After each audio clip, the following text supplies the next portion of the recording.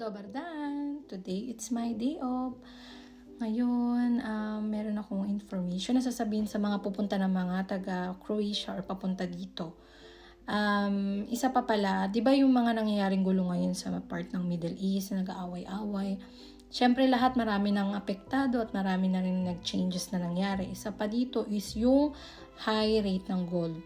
So, magtataas talaga ang mga gold niyan. At sa mga gustong pumunta ng Croatia, makinig.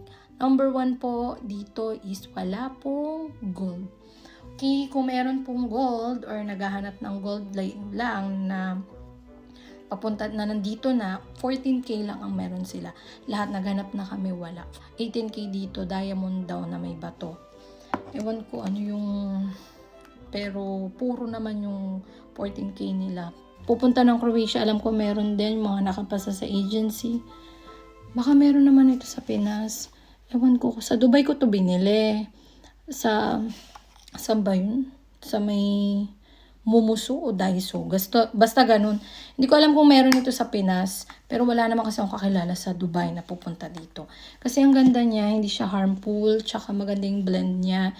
N6 na siya. Meron na siyang, ayan o. Meron siyang concealer. Meron na siyang blush on. Ayun mo, paubos na kasi. Meron na siyang contour. Meron na siyang highlighter. And meron na rin siyang powder.